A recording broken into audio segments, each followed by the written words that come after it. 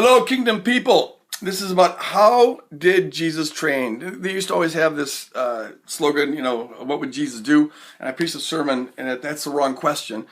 Jesus couldn't have done what he done unless he trained the way he trained. And so also we should be asking the question, how did Jesus train? So that maybe someday we can do what Jesus did. Okay, enough of that. Just so you didn't have to be thinking about this the whole talk here.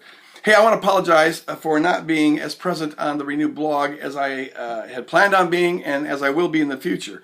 But I wanted to give you kind of an update on what's going on around here. I also want to thank Terry, who does an incredible job of keeping a real high-quality Kingdom flow going on that blog, even though I haven't been on as much as I will be in the future. But hats off to Terry. But I want to give you kind of an update on the Revolution and what Renew's doing, what I'm doing, and things like that, just real briefly. I'm, of course, very obsessed with finishing the book Crucifixion of the Warrior God, which has now grown to about 700 pages. And I'm just doing all the busy work, filling in the footnotes and finding this research and all that kind of stuff. But hopefully, in a couple months, that will be done and I'll be a little more freed up. But that's what's really grabbing my passion right now, is turning my crank. But I'm also doing a lot of stuff networking in this Kingdom Revolution. I am just freaking overwhelmed by how I get on a weekly, sometimes daily basis, an expanding awareness of how people all over the globe are waking up to the Jesus-looking God and the call to live like Jesus. They're catching the kingdom vision, and it's exciting all over the place. People are waking up to how radically fused the church has been with the culture. They're seeing how, especially in the Western church, especially in the American church, they're seeing how the church has fused, political ideologies with the church, and how Christians have just, without even knowing it, absorbed the values of America as though they were Christian, and how we're really defined by the values of the empire rather than the values of the kingdom. And they're seeing the need to keep the kingdom holy, to keep it distinct, and to living out a distinct cruciform life. People are getting all over the place the truth that the revelation of God on the cross defines God to his very essence. He's altogether lovely and altogether beautiful. And so they're getting the revelation that God isn't complicit with evil. He's always on the side of the beautiful and the good and the true.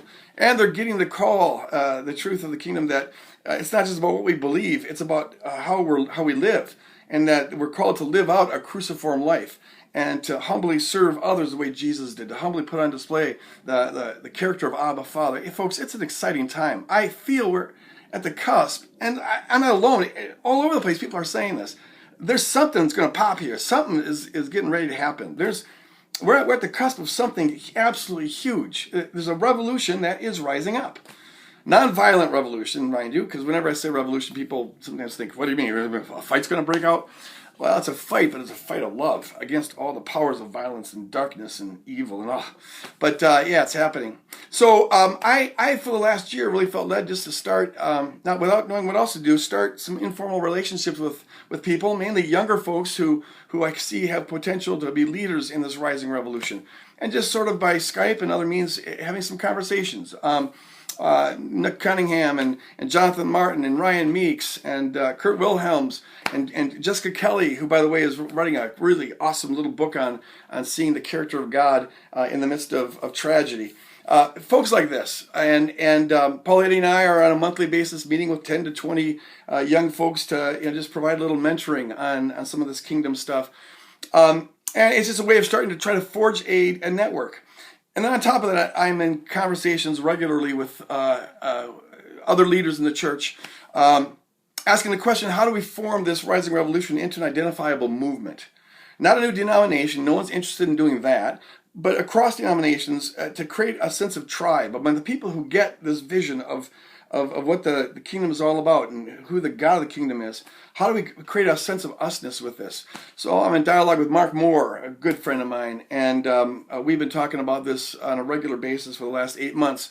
And now with the Meeting House and, of course, Woodland Hills Church and others, other leaders in the different denominations. And we're all asking that same question. How do we raise up other leaders? How do we train people in this kingdom mindset? How do we raise up distinct worship leaders in this kingdom revolution? How do we expand it? How do we train people how to do church planting and all sorts of things like that? And the goal is to have an organization that will not be a new denomination, but some kind of a thing that will be there to serve folks who are getting this vision and to expand it. We want this organization to have all the character that we see in Abba Father as is revealed on Jesus Christ dying on the cross. Not just your ordinary organization out there, but to have all the kingdom qualities in it. And we don't have anything distinct to roll out just yet. But as we're discussing and praying this, it's coming more sharply into focus.